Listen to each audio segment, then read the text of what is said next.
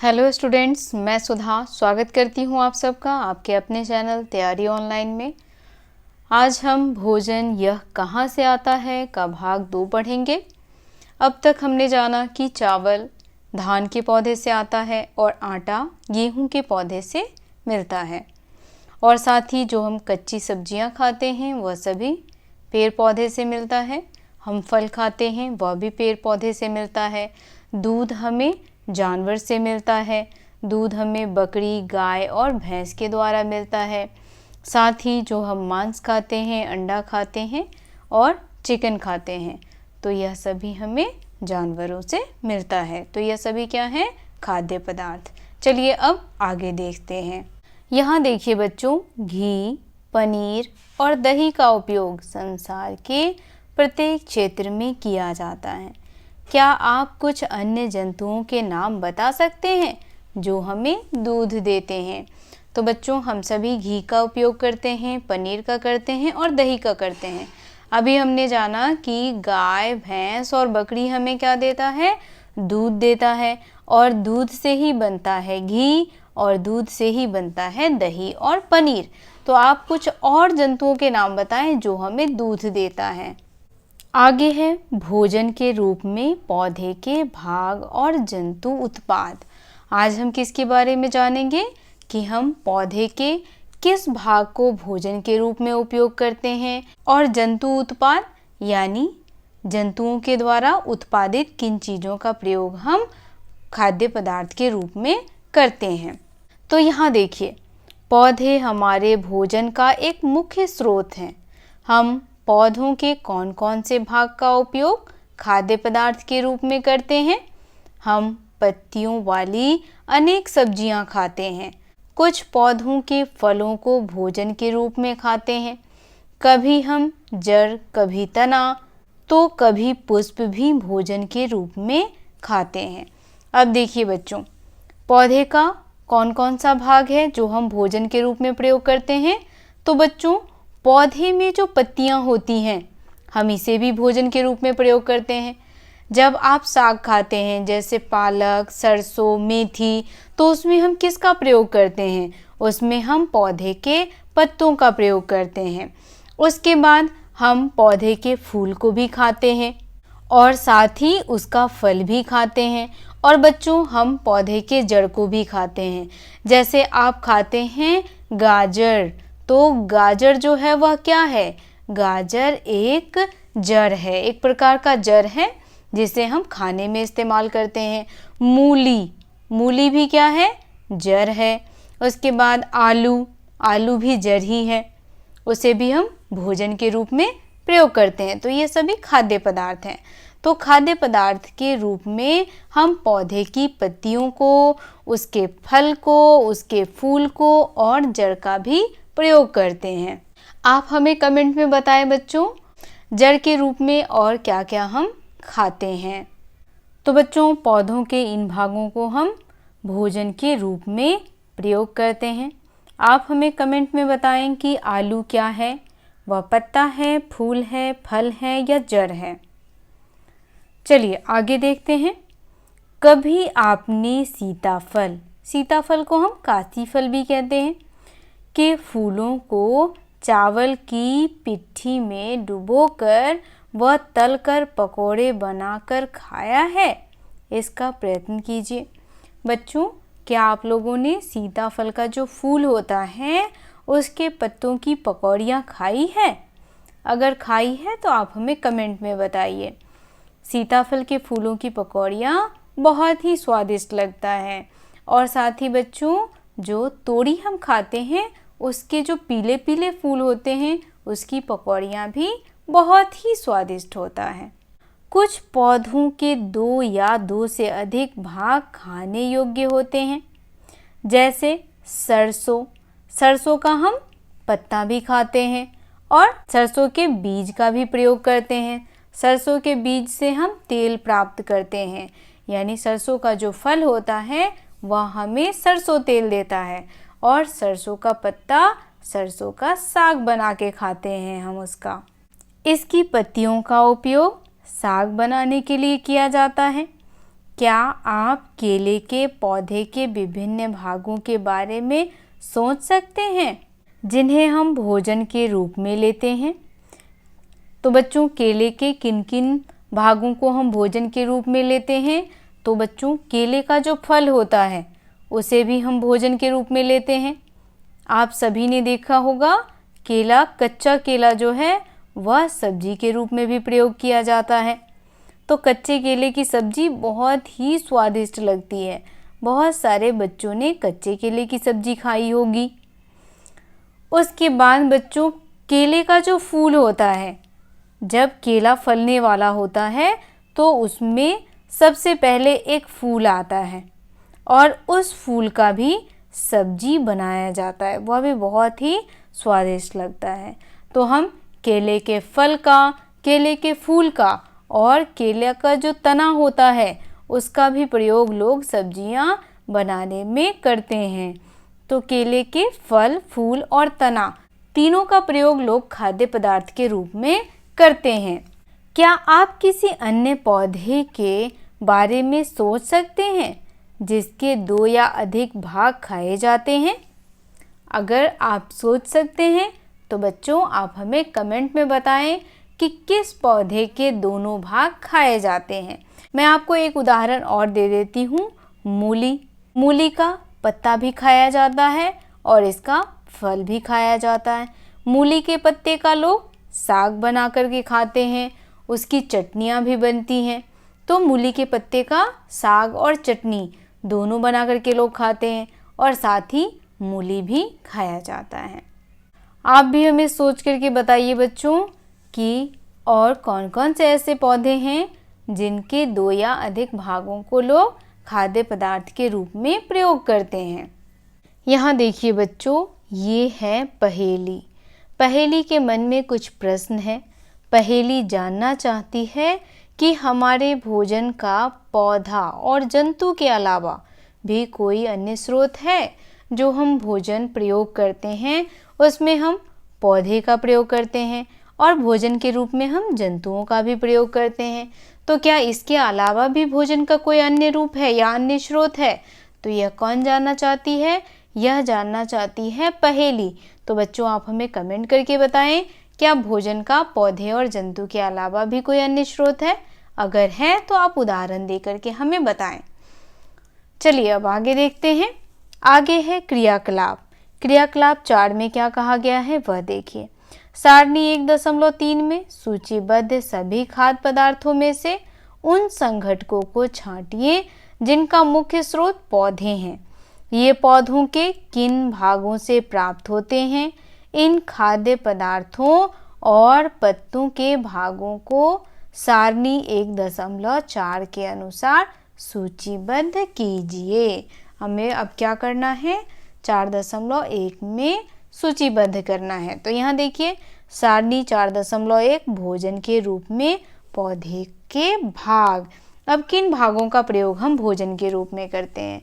तो सबसे पहले है बैंगन का भरता। तो बैंगन क्या है? बैंगन पौधे का फल है। बैंगन क्या है? फल है। और बैंगन का भरता बनाने में हम किन किन चीज़ों का प्रयोग करते हैं? मिर्च मसाले का प्रयोग करते हैं। तो मिर्च मसाला कहाँ से प्राप्त होता है? यह भी पौधे का फल है। और साथ ही उसमें हम तेल का प्रयोग करते हैं। तो तेल कहाँ से मिलता है? तेल हमें पौधे के बीज से मिलता है। अब देखिए, जैसे कि आप मूंगफली का तेल मूंगफली के बीज से मिलता है, सरसों का तेल सरसों के बीज से मिलता है, सोयाबीन का तेल सोयाबीन के बीज से मिलता है, या किसी अन्य पौधे से, जैसे सूर्यमुखी का तेल, तो वह किससे मिलता है? सूर्यमुखी के बीज से। सूर्यमुखी क्या है? एक फूल है जिसके बीज से सूर्यमुखी का तेल मिलता है। अब दूसरा उदाहरण हम यहाँ लिखेंगे पालक पनीर। अब इसके संघटक क्या क्या हो जाएंगे? पालक कहाँ से प्राप्त होता है? पालक जो है वह पौधे का कौन सा भाग होता है? तो बच्चों, पालक जो है वह पौधे का पत्ता होता है। यानी हम पत्तियों का प्रयोग करते हैं पालक का साग बनाने के लिए। और पनीर, पनीर क्या है बच्चों? तो पनीर जो है वह दूध से बना हुआ खाद्य पदार्थ है। जो हमें किससे मिलता है? दूध से प्राप्त करते हैं, और दूध हमें जंतु से मिलता है। साथ में हम मसाले प्रयोग करते हैं, तो मसाला जो है वह फल है, और तेल जो है वह क्या है? बीज है। उसके बाद आप एक और उदाहरण देकर के बताइए, किसी भी खाद्य पदार्थ का आप उदाहरण दीजिए, साथ ही आप हमें बताइए कि उसमें प्रयोग होने वाले संघटक क्या क्या हैं। यहाँ पे आपको उसके स्रोत या संघटक का नाम लिखना है, और यहाँ आपको बताना है कि वह पौधे का कौन सा भाग है। जैसे मैंने पालक बोला, तो पालक क्या है? पौधे का पत्ता है। ठीक है, चलिए आगे देखते हैं। अपने आसपास के अनजान पौधों पर यह देखने के लिए परीक्षण न करें कि वे खाने योग्य हैं। कभी कभी पौधे विषैले भी हो सकते हैं। बच्चों, जो भी पेड़ पौधे हमारे घर के आसपास लगे होते हैं, उन्हें तोड़ करके हमें खाना नहीं चाहिए, क्योंकि कुछ पौधे जो होते हैं वह विषैले होते हैं, वह हमारे लिए हानिकारक होते हैं, उससे हम बीमार पड़ सकते हैं। इसीलिए हमें कभी भी परीक्षण करने के लिए किसी भी पौधे के पत्तों को नहीं खाना चाहिए। अब क्रियाकलाप 5 देखेंगे कि क्रियाकलाप 5 में क्या बताया गया है। मूंग अथवा चने के कुछ सूखे बीज लीजिए।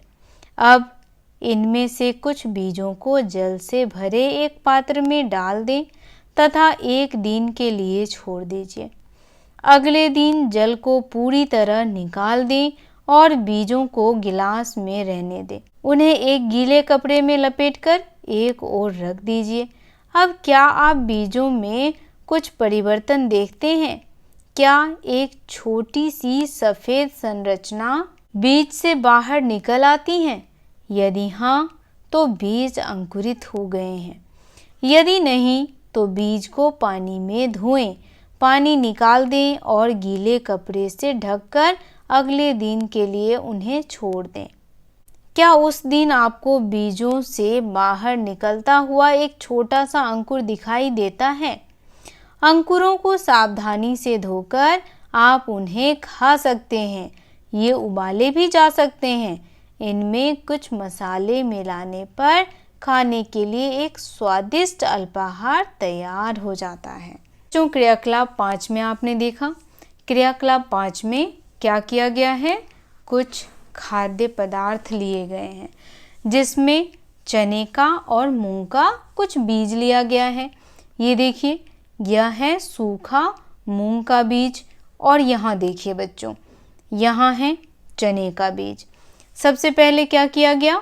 मूंग का बीज लिया और इसे पानी में रात भर भिगो के रख दिया।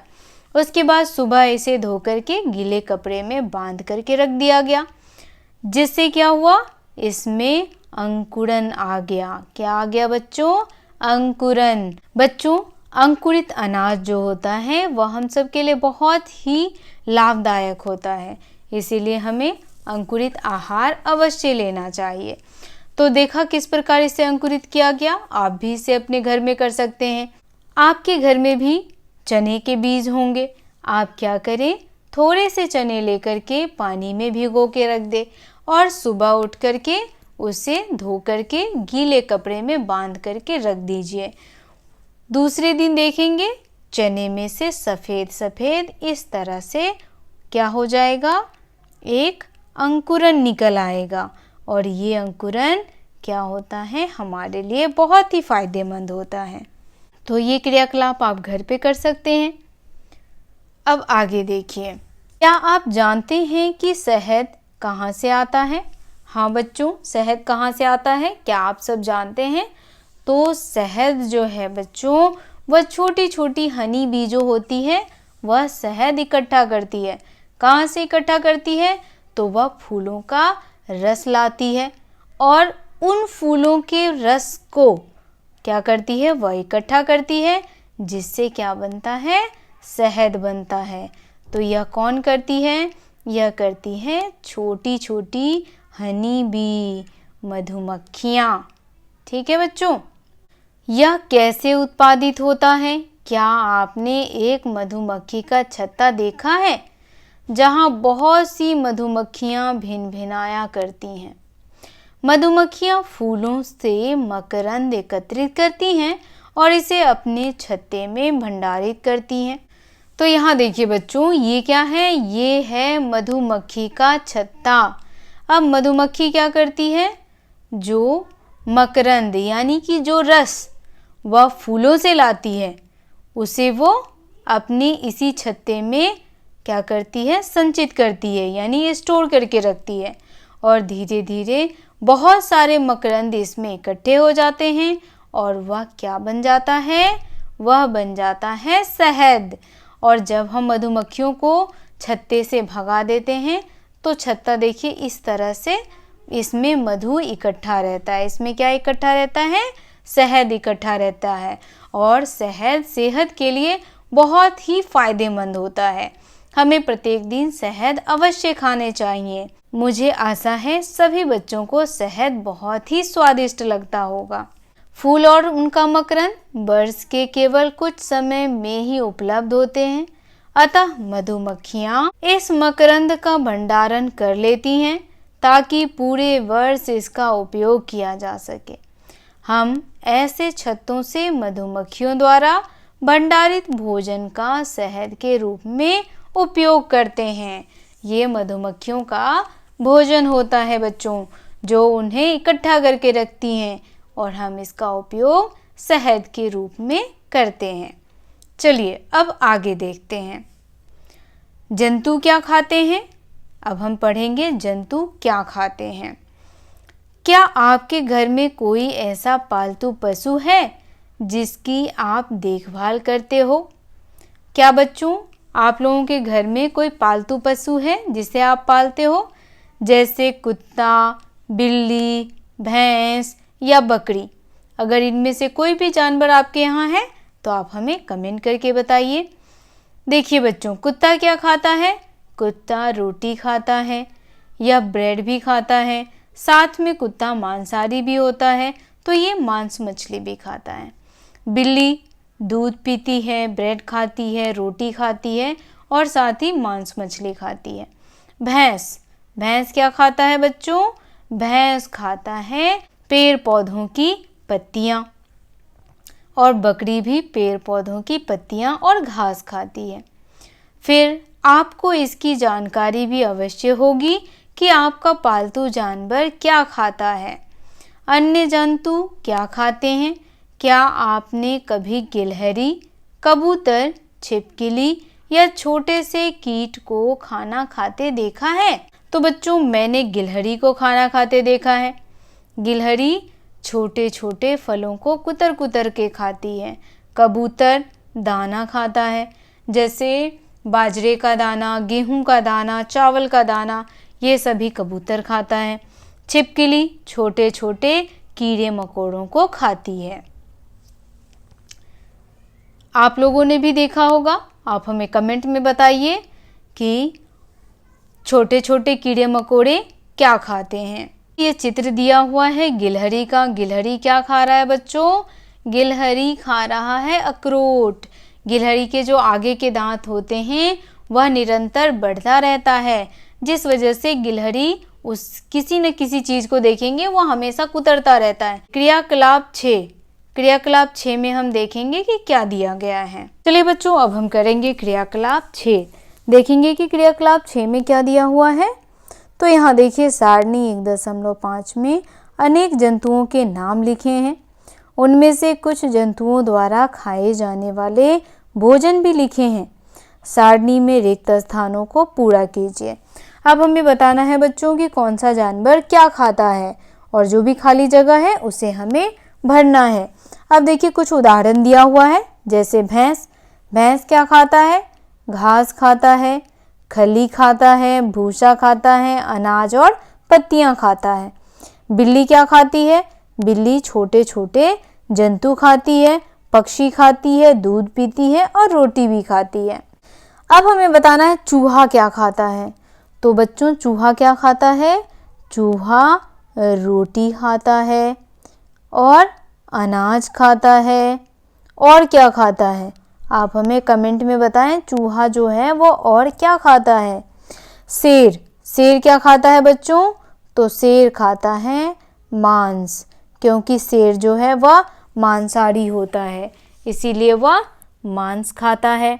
बाघ, बाघ भी क्या खाता है? बाघ भी मांस खाता है। मकड़ी, मकड़ी क्या खाती है? तो यह छोटे छोटे कीट पतंगों को खाती है। किसे खाती है? तो कीट पतंगों को मकड़ी खा जाती है। जैसे मच्छर, मक्खी, इन सब को मकड़ी जो है वह आसानी से खा जाती है। छिपकली, छिपकली भी कीट पतंगों को खाती है। गाय, गाय क्या खाता है? गाय खाता है घास, भूसा, अनाज, पत्ती। मनुष्य क्या खाते हैं? मनुष्य पौधों से प्राप्त भोज्य पदार्थ, यानी पौधों के जो फल फूल होते हैं, जड़ होते हैं वो, और जंतुओं से प्राप्त भोज्य पदार्थ। यह कौन खाता है? मनुष्य। तितली, तितली क्या खाती है बच्चों? तो तितली जो है वह फूलों का रस लेती है, या कह सकते हैं फूलों का मकरंद। कौवा छोटे जंतु और अनाज खाता है। तो आप यहाँ पे इस तरीके से लिखें, छोटे जंतु और अनाज, ये सभी कौन खाता है? कौवा खाता है। और भी कुछ उदाहरण आप हमें कमेंट में बता सकते हैं। चलिए आगे देखते हैं। अब हम देखेंगे क्रियाकलाप 7। क्रियाकलाप 7 में क्या दिया हुआ है यह देखिए। फिर से सारणी 1.5 को ध्यान से देखिए और इसके जंतुओं को 3 वर्गों में विभाजित कीजिए। हमें किस में विभाजित करना है? 3 वर्गों में विभाजित करना है। पहले वर्ग में केवल उन जंतुओं के नाम लिखना है जो केवल पौधे और पादप खाते हैं, यानी पेड़ पौधे खाने वाले। उन्हें हम क्या कहते हैं? शाकाहारी। जो जंतु पेड़ पौधे खाते हैं वह कहलाते हैं शाकाहारी जंतु। यहाँ कुछ जंतु ऐसे हैं जो दूसरे प्राणियों को खाते हैं। इन्हें हम किन वर्गों में रखते हैं? मांसाहारी जंतु। जो जानवरों को खाते हैं, जीव जंतुओं को खाते हैं, उन्हें हम क्या कहते हैं बच्चों? मांसाहारी। उसके बाद हम ऐसे जंतुओं को जानते हैं जिनका भोजन पेड़ पौधा भी है और जंतु भी है, यानी वह पेड़ पौधा भी खाते हैं और जंतु भी खाते हैं। उन्हें हम तीसरे वर्ग में रखते हैं। उन्हें हम सर्वहारी कहते हैं, यानी सब कुछ खाने वाला। वह पेड़ पौधे को भी खाता है और साथ ही जंतुओं को भी खाता है।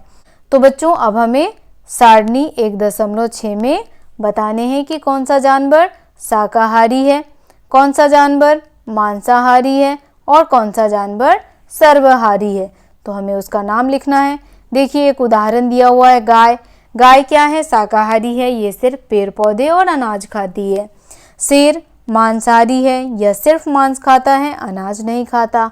और कौवा सर्वहारी है, यह अनाज भी खाता है और जंतु भी खाता है। चलिए एक और उदाहरण हम यहाँ पर लिखते हैं। बकरी, बकरी क्या है? बकरी जो है वह शाकाहारी है, वह पेड़ पौधे और अनाज खाती है। दूसरा मांसाहारी में हम यहाँ पे लिख सकते हैं बाघ। बाघ जो है वह सिर्फ मांस खाता है।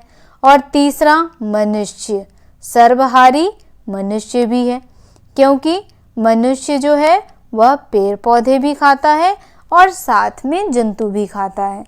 तो मनुष्य भी सर्वहारी हुआ। आप हमें एक एक उदाहरण लिख करके बताएं, शाकाहारी का, मांसाहारी का और सर्वहारी का। अब देखिए बच्चों, पहेली क्या जानना चाहती है? पहेली की दिमाग में एक प्रश्न है। पहेली जानना चाहती है कि सारणी 1.6 को भरते समय मनुष्य को आप किस वर्ग में रखेंगे? तो बच्चों मनुष्य को हमने किस वर्ग में रखा है? मनुष्य को हमने सर्वहारी के वर्ग में रखा है। क्यों रखा है? क्योंकि मनुष्य जो है वह पौधे भी खाता है और जंतु भी खाता है, इसीलिए मनुष्य जो है वह सर्वहारी है। आप हमें एक और उदाहरण दे सर्वहारी का, मांसाहारी का और शाकाहारी का। हम जानते हैं कि हम में से बहुत से लोग ऐसे हैं जिन्हें पर्याप्त भोजन नहीं मिलता। हमें ऐसे उपाय खोजने की आवश्यकता है जिनके द्वारा देश में अधिक खाद्य उत्पाद किए जा सके। यही पर्याप्त नहीं होगा, बल्कि हमें ऐसे भी उपाय खोजने चाहिए जिनसे यह सुनिश्चित हो कि यह भोजन हम में से प्रत्येक को आसानी से उपलब्ध हो सके। तो बच्चों, बहुत से लोग ऐसे हैं जिन्हें भोजन नहीं मिलता है, तो हमें कुछ ऐसा करना चाहिए जिससे कि उन्हें भी पर्याप्त मात्रा में भोजन मिल सके। तो हम और आप क्या कर सकते हैं? हमें भोजन को बर्बाद नहीं करना चाहिए और न ही फेंकना चाहिए, जिससे दूसरे को भी भोजन मिलेगा और हम भी भोजन कर सकते हैं। तो जो भी आपकी मम्मी आपको लंच बॉक्स में देती है उसे पूरा फिनिश करें, कभी भी उसे बर्बाद ना करें। घर पे भी आप जितना आपको भूख लगा है उतना ही खाएं, ना कि उसे बर्बाद करें। आप अच्छे बच्चे हैं, इसीलिए भोजन को कभी भी बर्बाद नहीं करना चाहिए। तो बच्चों, ये जो आज का हमारा चैप्टर फर्स्ट है, भोजन यह कहाँ से आता है, यह यहीं समाप्त होता है। तो मिलते हैं इसके भाग 3 में प्रश्नोत्तर के साथ। आज के लिए बस इतना ही। अगर आप हमारे चैनल पर नए हैं तो आप हमारे चैनल को सब्सक्राइब कर लें, बेल आइकन को दबाएं ताकि सभी नोटिफिकेशन आप तक पहुंचता रहे। वीडियो को लाइक करें और अपने दोस्तों के साथ शेयर करना बिल्कुल ना भूलें। आप सबका धन्यवाद।